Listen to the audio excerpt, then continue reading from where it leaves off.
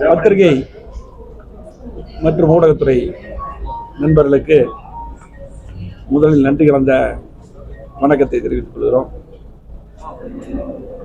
நடந்து முடிந்த நாடாளுமன்ற தேர்தலிலே கோவை, பொள்ளாச்சி, அதே போல நீலகிரி, திருப்பூர் போன்ற தொகுதிகளுக்கு, அதே போல நான் பார்த்த ஈரோட்டில் 2 தொகுதி பார்த்தேன். அத்தனை தொகுதிகளில் வாக்களித்த அதிமுகவுக்கு, எடப்பாடியார் தலைமையிலான அதிமுக கூட்டணிக்கு வாக்களித்த வாக்காளர் பெருமக்களுக்கும், நம்முடைய கழகத்துடைய பொறுப்பாளர்கள், தொண்டர்கள், தோழர்கள், கூட்டணி கட்சி நண்பர்கள் யாராவது பாடுபட்டு அதிமுக தலைமையிலான கூட்டணிக்கு வாக்களித்த அத்தனை பேருக்கும் நன்றியை தெரிவித்துக் கொள்கிறோம். 2 நாட்களுக்கு முன்னால் எங்களது பொதுச் செயலாளர் எடப்பாடியார் அவர்கள் ஒரு தெளிவான ஒரு அறிக்கையை வாக்களித்த மக்களுக்கும், கூட்டணி கட்சிகளுக்கும், தொண்டர்களுக்கும் எல்லாம் தெளிவான அறிக்கையை தெரிவித்திருந்தார்கள். இன்றைக்கு நம்மளது கோவை மாவட்டத்தில் மட்டுமல்ல, அதிமுகவை பொறுத்தளவுக்கு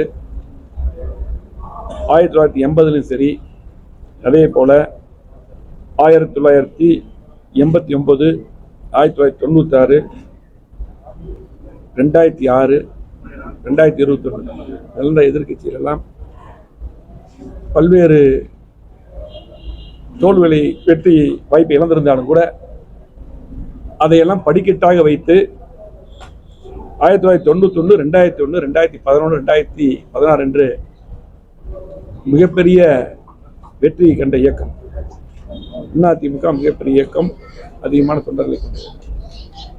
ஆகவே இன்றைக்கு கோவை மாவட்ட மக்கள் ஒரு தீர்ப்பை தந்திருக்கிறார்கள். தமிழ்நாட்டு மக்கள் ஒரு தீர்ப்பை தந்திருக்கிறார்கள். கோவை மாவட்டத்துக்கு உட்பட்ட கோவை நாடாளுமன்றம், பொள்ளாச்சி, அதே போல் நீலகிரி, இன்றைக்கு வாக்களித்த மக்கள், அந்த வாக்குகள் அளித்த மக்களை நாங்கள் எப்பவுமே மதிக்கக்கூடிய கட்சி அதிமுக. அது மட்டுமல்ல, கடந்த தேர்தலெல்லாம் உங்களுக்கு தெரியும். 2019 இதே மாதிரி ஒரு தீர்ப்பு வந்த போதும், அதுக்கப்புறம் 2021 அதிமுக கோவை மாவட்டம் முழுவதும் மிகப்பெரிய வெற்றி பெற்றது. முழுமையாக 11 தொகுதி வெற்றி பெற்றது. ஆகவே இன்றைக்கு வாக்களித்த இரட்டை இலை சின்னத்துக்கு, கூட்டணி கட்சிக்கு வாக்களித்த மக்களுக்கு நன்றி தெரிவித்துக் கொண்டு, எப்பவும் போல் அதிமுக தொடர்ந்து மக்கள் பணியாற்றும். அதே போல இன்றைக்கு கோவை மாவட்டத்தில் அதிகமான திட்டங்கள் புரட்சித் தலைவி அம்மா அவர்களும், அதே எடப்பாடியார் முதலமைச்சராக வந்த பின்னால் அதிகமான திட்டங்களை பெற்று கோவை மாவட்டத்தில் தந்திருக்கிறோம். எங்களை போல, அதிமுக போல திட்டங்கள் தந்த கட்சி எதுவுமே கிடையாது. அந்த அடிப்படையிலே இன்றைக்கு நாங்கள் எதிர்கட்சியாக இருந்து தொடர்ந்து திட்டங்கள் பெற்றுத்தர போராடுவோம், வலியுறுத்துவோம் என்று தெரிவித்துக் கொள்வோம். எதுங்க? அதாவது நீ அண்ணாமலை பற்றி கேட்டீங்க. நான் வேற யாரை பற்றி விமர்சனம் பண்ணக்கூடாது, அவர் பேசுறங்காட்டி நீ கேட்டங்காட்டி அதை சொல்றேன். அதிமுக பொறுத்தளவுக்கு பல தேர்தலை சந்தித்த கட்சி. அதே போல எடுத்தேன் கவிழ்த்தேன் எல்லாம் பேச முடியாது. அதாவது அதிமுக பொறுத்தளவுக்கு இந்த தேர்தலில் கடந்த முறை, அதாவது 2019 பெற்ற வாக்குகளை விட 2019 நாங்கள் பல்வேறு கூட்டணி கட்சி இருந்தது, எல்லா கட்சியும் இருந்தது, பிஜேபி உட்பட. அன்னைக்கு 19.39% வாக்குகள் பெற்றோம். இன்றைக்கு எங்களோட தேமுதிக மட்டும்தான், அதே போல் புதிய சின்ன கட்சி. இன்றைக்கு 20.46% அதிமுக வாக்குகளுக்காகவே கூடுதலாக வாக்குகள் பெறும். அதே போல இன்னும் புள்ளிவிவரம் எடுத்தீங்கன்னா, திமுகவும் அப்போ பார்த்தீங்கன்னா 33% வாக்குகள் பெற்றிருக்காங்க. இன்னைக்கு 26 தான் பெற்றிருக்காங்க. உங்களுக்கு சரிவு இருக்கு. நீங்க பத்திரிகை நபர்கள் அதிமுக மட்டும் பத்தி தான் பேசுறீங்க. அது மட்டும் இல்ல, நீ பேர் கேட்டீங்கல்ல, என்ன அவர் கொஞ்சம் அதிகமாகவே பேசியிருக்காரு நேற்று. நான் அதுக்கெல்லாம் இவங்களுக்கெல்லாம் பேசக்கூடாது. ஏன்னா தேர்தல் வெற்றி தோல்வி சகஜம். மக்கள் நமக்கு வாக்களித்திருக்கார்கள். வாக்களிக்காத மக்கள் எதனாலன்னு சொல்லி போட்டு அதை ஆய்வு செய்து நம்ம அடுத்தது வந்து மக்களுக்கு தேவையான செஞ்சு அடுத்து வாக்களிப்பு பெறதான் இந்த கட்சி முயற்சி. வந்து இரண்டாம் கட்ட தலைவர்கள்லாம் அதிகமாக பேசுனாங்க அப்படி இப்படின்னு அதிகமாக பேசுறதே அவர் தான். ஒரு கூட்டணி கட்சினா ஒரு இதுக்கு முன்னாடி நாங்கள் பாரதிய ஜனதா கட்சியில் கூட்டணி இருந்தோம். அப்போ தமிழிசை சவுந்தரராஜன் சகோதரி இருந்தாங்க, எல் முருகன் மத்திய அமைச்சர் அவங்க இருந்தாங்க. இவங்கெல்லாம் இருக்கும்போது கூட்டணி உடைய தலைவர்கள் தெளிவாக போயிட்டு இருக்கு. இவர் வந்து கூட்டணி கட்சி தலைவரான பின்னால் தான் பேரறிஞர் அண்ணாவை பற்றி பேசினாரு, அம்மாவை பற்றி பேசினாரு. இப்படி எல்லா தலைவரை பற்றி, எங்களுடைய பொதுச் செயலர் எடப்பாடியாரை பற்றி, கூட்டணி கட்சியில் கூட்டணியாகவே இருந்துட்டு ஒரு தலைவர். ஏன்னா இவர் வந்து அரசியலுக்கு வந்து கொஞ்ச நாள் தாச்சு. அப்போ இவர் இந்த மாதிரி இன்றைக்கு சூழ்நிலை. இன்றைக்கி இந்த கூட்டணி சரியில்லாமல் அந்த கூட்டணி விலை வர்றதுக்கு அண்ணாமலை தான் காரணம். இன்னைக்கு இதே கூட்டணி இருந்தால் நீங்கள் 30-35 சீட்டுக்கு மேலே ஜெயிச்சிருக்கக்கூடிய வாய்ப்பு இருக்குது, நல்லா வெளிப்படையாக தெரியும். ஆனால் அதெல்லாம் பண்ணிட்டு இன்னைக்கு திரும்ப வந்து எங்களை விமர்சிக்க வேண்டிய அவசியம் கிடையாது. ஆகவே எங்களை பொறுத்தவரைக்கும் அதுக்கு பின்னால் ஒட்டுமொத்தமாக எங்கள் பொதுச்செயலாளர் வந்து இப்படி தொடர்ந்து விமர்சிக்கும் போது ஒரு முடிவு எடுத்து எல்லாருமே எல்லாத்தோட கருத்து கேட்டு ஒரு முடிவு எடுத்து நாங்கள் எடுத்து ஸ்டாண்டாக இருந்தோம். நீங்கள் சொல்கிறீங்கள ஒரு பக்கம் வந்து நாங்கள் எப்படி கூட்டணி, நாங்கள் எப்படி அதிமுக தலைமையில் நாங்கள் தெளிவாக ஸ்ட்ராங்காக இருந்தோம். எடுத்த எந்த முடிவு எடுத்தாலும் அதிமுக தெளிவாக ஸ்ட்ராங்காக நிற்கும். அதே போல் திமுக இன்னைக்கு வாக்கு வங்கி இங்கே கோயம்புத்தூர் குறைஞ்சிருக்கு. மற்ற வாக்கு அப்படி தான் உன்னோட வாக்கு வாங்கினதை விட குறைவாக தான் வாங்கியிருக்காங்க. ஆனால் என்னென்னா அவங்க வந்து அவங்க கட்சி கூட்டணி கட்சி.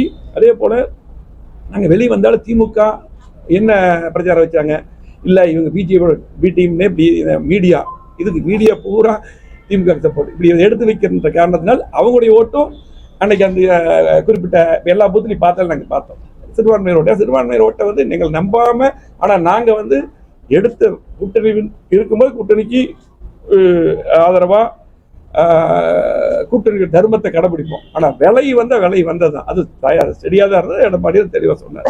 ஆனால் இன்னைக்கு அந்த பிரச்சாரம், அந்த பிரச்சாரங்கள், இந்த தவறான பிரச்சாரங்கள் எங்கள் மேலே இன்னும் தெளிவாக இருந்து இன்னைக்கு அதிமுக போன தேர்தலோட கூட்டம் அதிகமாக ஓட்டு வாங்கியிருக்கோம். இதுதான் சொல்றேன். அதே போல இல்லை ஒரு நிமிஷம். அதே போல பார்த்தீங்கன்னா இன்றைக்கு அவர் வந்து இன்னும் வந்து ஒன்று சொல்கிறேன், இந்த விமர்சிக்கிறதெல்லாம் விட்டுட்டு இன்னைக்கு வந்து 2000 பிஜேபியோட வளர்ச்சின்னு சொல்கிறீங்க. அவர் சொல்லியிருக்காரு 2014 அண்ணன் சிபிஆர் இருக்கும்போது, சிபி ராதாகிருஷ்ணன் நிற்கும்போது இதை விட கூடுதலாக பர்சன்டேஜ் பாரதிய ஜனதா கட்சி வாங்கியிருக்கு, இதை விட கூடுதலாக தான் வாங்கியிருக்கு. ஆனால் அதுக்கு பின்னால் பார்த்தீங்கன்னா இன்றைக்கு அதை விட குறைவாக தான் இப்போ அண்ணாமலை வாங்கியிருக்காரு. அதுக்கு பின்னால் 14க்கு மேலே 16 அவங்க தனியாக நின்றாங்கல்ல, திரும்ப அதிமுக ஆட்சிக்கு வந்ததில்ல. அப்போ அதே போல அதே 14 திமுக வந்து வெறும் 24% தான் வாங்கியிருக்காங்க. அதாவது இது பல உதாரணங்கள் இருக்கு. கட்சிகள் மற்றும் வெற்றி தோல்வி சகஜம். ஆகவே அன்னைக்கு சிபிஆர் வாங்கினதை விட அன்னைக்கு சிபிஆர் பிஜேபி வாங்கினத விட இவர் குறைவாக தான் வாங்கியிருக்காரு. அது மட்டும் இல்லை, இன்னைக்கு 16 அதுக்கப்புறம் பிஜேபி நிற்கும்போது எவ்வளோ பர்சன்டேஜ் வாங்கியிருக்காங்க, திரும்ப வந்து கீழே போயிட்டாங்க. நோட்டா கீழே வாங்கலையா, அதெல்லாம் அதாவது இதை வச்சுல. அதாவது அதிமுக பொறுத்தளவுக்கு இன்னைக்கு தனித்து நின்று காமிச்சிருக்கு. அது மட்டும் இல்லை, நான் 19 வந்து திமுக வெற்றி பெற்றாங்க, 21 முழுமையாக ஜெயிச்சோம். அது போல 1.5% தான், 3 கூட 1.5% கணக்கு பார்த்தா ஆட்சி இழந்தோம். 1% ஓட்டு தான். இன்னைக்கு இந்த சூழ்நிலையில் 80 தலைவர் இருக்கும்போது தெரியும் 2 சீட்டு ஜெயிச்சோம், திரும்ப ஆட்சி பிடிச்சோம். அதே போல இன்றைக்கு இது வந்து எங்களுக்கு நாங்கள் ஒரு படிப்பினையை எடுத்துக்குவோம். அதாவது இன்னைக்கு வந்து கண்டிப்பாக மக்களுக்கு தொடர்ந்து பணியாற்றுவோம். கண்டிப்பாக 2026 எடப்பாடியார் தலைமையில் அம்மாவுடைய ஆட்சி அமையும். அதே மாதிரி இல்லை, நான் திரும்ப சொல்கிறேன். அதே போல் இன்னைக்கு அவர் அண்ணாமலை இதெல்லாம் விட்டுட்டு அவர் வந்து தேர்தலில் வந்து மிகப்பெரிய ஒரு மீடியா சப்போர்ட்டில் நிறைய, அதாவது தனியாக ஒரு பட்ஜெட் போட்டாருங்க. நிறைய எதிர்பார்ப்புகள் எங்கள் மக்கள் வந்து அவருக்கு ஓட்டு போட்டிருக்காங்கன்னா நிறைய எதிர்பார்ப்பு ஓட்டு போட்டிருக்காங்க. அதை நிறைவேற்ற சொல்லுங்க ஃபர்ஸ்ட். இந்த விமர்சனத்தெல்லாம் விட்டுட்டு நிறைய கிட்டத்தட்ட 500 நாட்களில் 100 வாக்குறுதி சொல்லியிருக்கேன். இன்னைக்கு அவங்க ஆட்சி தான் வருது. பாரத பிரதமர் அவர் மன்முக அவர் மோடி அவர்கள் தான் வர்றார். இன்னைக்கு சொல்றாரு, நான் நேரடியாக ஹாட் போனில் பேசுவேன், நேரடியாக பேசுவேன், எல்லாமே எல்லா திட்டம் கொண்டு வருவேன், நான் வந்து அப்படியே மாற்றிடுவேன் சொன்னார்ல. அதிமுக கோவை மாவட்டத்தில் 50 ஆண்டுகள் அதை வளர்ச்சி நாங்கள் கொடுத்துருக்குறோம். புறத்துறை அம்மா கிட்ட அதிகமான திட்டங்கள் எடப்பாடியார் வந்த பின்னால் கேட்ட திட்டங்கள் பூரா எடப்பாடியார் கொடுத்தார். முதலமைச்சராக இருந்து தெளிவாக கொடுத்தார். எங்களுக்கு வந்து அதாவது மீடியா சப்போர்ட் இல்லை, நாங்கள் நேரடியாக களத்தில் இருக்கிறோம். அதாவது எப்படின்னு பார்த்தீங்கன்னா, ஒரு சில பேர் சப்போர்ட் பண்ணுறீங்க, நான் பொதுவாக சொல்ல, ஆனால் நேரடியாக களத்தில் இருக்கிறோம். ஆனால் இருக்கிறத தான் நாங்கள் பேசுவோம். நாங்கள் ரொம்ப பூஸ்டப் பண்ணி அப்படியே தலையெல்லாம் மாற்றிடுவோம், அந்த மாதிரி தான் பேசுகிறோம். ஒன்றும் இல்லை, அவர் சொன்ன நிறைய வாக்குறுதி கொடுத்துருக்காரு. அந்த 100 வாக்குறுதி தயவு செஞ்சு கோயம்புத்தூர்கார தொழிலதிபர்கள்லாம் ஜிஎஸ்டியில் கஷ்டப்படுறாங்க, நிறைய டேக்ஸ் ஃப்ரீ கேட்டிருக்கிறாங்க. அதே போல் பார்த்தீங்கன்னா ஆனமலையார் நல்லார் திட்டத்தை உடனே முடிப்பேன்னு சொல்லியிருக்காரு. எல்லாம் இப்போ இவர் தான் தலைவராக இருக்காரு, இவங்க கட்சி மத்தியில் வந்துருச்சு. அதே இதில் கோயம்புத்தூர் மக்கள் எப்படி கிட்டத்தட்ட 4 லட்சம் ஓட்டு போட்டிருக்காங்க. அதே போல் பார்த்தீங்கன்னா இங்கே இருக்கிறவங்க எல்லாம் பொள்ளாச்சியில் சுற்றி எல்லாம் ஓட்டு பிஜேபிக்கு ஒரு நல்ல ஓட்டு போட்டிருக்காங்க. அப்போது அந்த கூட்டணிக்கு போட்டிருக்காங்க. அப்போ நீங்கள் என்ன பண்ணணும், கண்டிப்பாக அந்த வாக்குறுதி நிறைவேற்றுங்க. ஏன்னா இந்த மாதிரி வந்து இப்போ நான் வந்து நான் எங்களுடைய கட்சி பற்றி தான் என்ன பண்ணலாம் பேசுகிறேன். நீங்கள் அண்ணாமலை கேட்டு அவர் பதில் சொல்லுறது, நான் பதில் சொன்னேன். எனக்கு பதில் சொல்ல வேண்டிய அவசியம் கிடையாது. நாங்கள் எங்களுடைய கட்சி நாளைக்கு திரும்ப ஆட்சிக்கு வரணும், அந்த வேலையை தான் பார்க்குறோம். ஆனால் இவரை நம்பி எல்லாம் ஓட்டு போட்டவங்களுக்கு கொடுத்த வாக்குறுதிகள், ஏர்போர்ட் விரிவாக்கம், இன்னும் பார்த்தீங்கன்னா இன்னைக்கு எல்லா ஒட்டுமொத்த மக்களுடைய பெரிய எதிர்பார்ப்பு நீட்டு இருக்கக்கூடாதுங்கிறாங்க, எல்லாமே பண்ணச்சு சொல்லுங்க. அதே போல் மேகதாது அணை கட்டுமன் இருக்காங்க, அதெல்லாம் தடுத்து சொல்லுங்க. நிறைய பிரச்சனைகள் செய்யலாம். 3வது முறையாக வர்றாங்க. இந்த வேலையெல்லாம் அவர் பார்த்தாங்கன்னா மக்கள் 100 பாருங்க அண்ணன் சொல்லுவார் 100 நாள்ல ரேஷன் தேங்காய் எண்ணெய் தரேன் இருக்காராமா. இதையெல்லாம் தயவு செஞ்சு பண்ண சொல்லுங்க. ஏன்னா அவர் இந்த தடவை இங்க நின்றுருக்காரு, அடுத்த தடவை வேற எங்காவது தொகுதியில் போய் நிற்பாரு. அப்புறம் அவர் வந்து நிறைய சொல்லியிருக்காரு, நான் வந்து இங்கே தான் படித்தேன் எல்லாமே, அதை மட்டும் பண்ண சொல்லுங்க. நான் வந்து இதுக்கு பின்னால் எங்களுடைய கட்சியில் ஏன் மக்கள் ஓட்டு போடல, இதை சரி பண்ணுற வேலையை தான் பார்க்குறோம். அவர் மாதிரி வந்து இந்த மாதிரி விமர்சனம் திரும்ப ஆரம்பத்தில் விமர்சனம் பண்ணி கூட்டணி போயிடுச்சு. இப்போ திரும்ப அவரே தொடராரு. வந்து எங்களை பொறுத்தளவுக்கு நாங்கள் தெளிவாக இருப்போம், கூட்டணி இருந்தாலும் சரியாக இருப்போம், கூட்டணி எல்லாம் விலை வந்தாலும் தெளிவாக இருப்போம், அதுதான். ஆனால் அதை தான் இன்னைக்கு திமுக மற்றவங்களும் இவங்க வந்து பின்னாடி கூட்டணி முன்னாடி கூட்டணின்னு சொல்லி போட்டு எங்களுக்கு வந்து பார்த்தீங்கன்னா ஒவ்வொரு போது சிறுபான்மை இருக்கிற பொறுத்தவரை அவங்கள வந்து நம்பாமே பண்ணிட்டாங்க. நாங்கள் அப்படி இல்லை, இப்போ தெளிவாக இருப்பாங்க, சிறுபான்மை மக்கள் தெளிவாக இருப்பாங்க. எடுத்த இதில் எடப்பாடியாரும் சரி அதிமுக எந்த ஸ்டாண்ட்லையும் தெளிவாக இருக்குங்கிறத தெளிவாக இருப்பாங்க. அதே போல் அதிமுக மாதிரி நான் அமைச்சராக இருக்கும்போது எடப்பாடியாக இருக்கும்போது அதே போல் அண்ணாதுரை தமிழக இருந்தால் நாங்கள் எல்லாம் எம்எல்ஏ எல்லாம் இருந்திருக்கோம். இவ்வளவு திட்டங்களை கேட்டு வாங்கி செஞ்சிருக்கிறோம். அப்படி ஏதாவது ஒரு 10% செய்ய சொல்லுங்க, பிஜேபி திமுக செய்ய சொல்லுங்க. ஆகவே அதிமுக பொறுத்தளவுக்கு மக்கள் கூடுதலாக தான் வாக்களிச்சிருக்காங்க. பிஜேபி நிறைய பெரிய கூட்டணியில் இருக்கிறத விட இன்னைக்கு கூடுதல் நாங்கள் ஓட்டு வாங்கியிருக்கிறோம். கண்டிப்பாக 26 மிகப்பெரிய வெற்றியை கண்டிப்பாக அதிமுக பெறும். எடப்பாடியார் முதலமைச்சர் வருவார், உறுதுணையாக இருந்து நாங்கள் சிறப்பான முறையில் பயனாற்றுவோம்.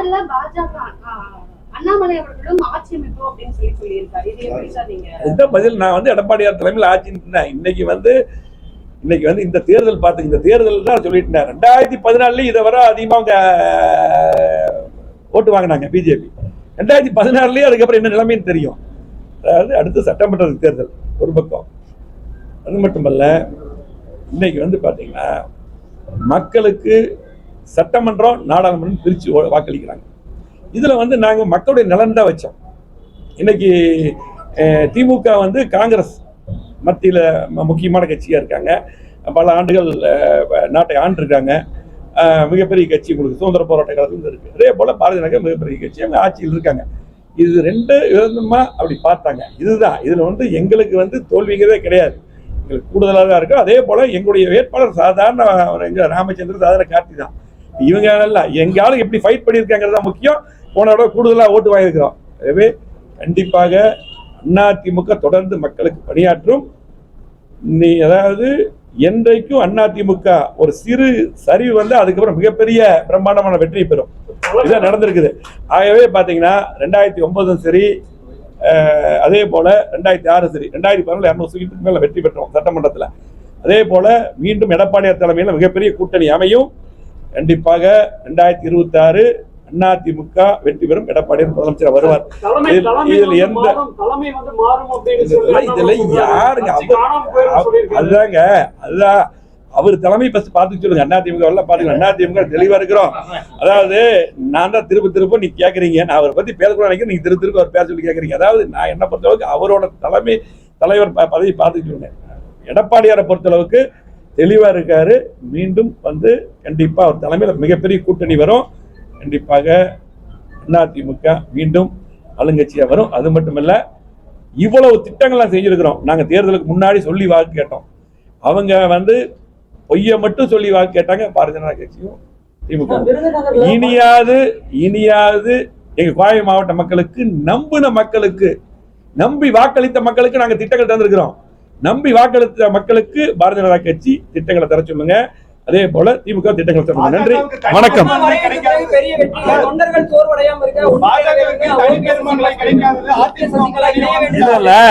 தொண்டர்கள் சோர்வடையாம எப்பவுமே எங்க தொண்டர்கள் சோர்வடைய மாட்டாங்க. அது மட்டுமல்ல, எங்களது பொதுச் செயலாளர் தெளிவான அறிக்கையை கொடுத்திருக்காரு. அந்த அறிக்கையை படிச்சு பாருங்க. ஆகவே எங்களை பொறுத்தளவுக்கு அதிமுக தெளிவா இருக்குது. இந்த தோல்வி எல்லாம் எங்களது வெற்றியுடைய படிக்கட்டு தான். நன்றி, வணக்கம்.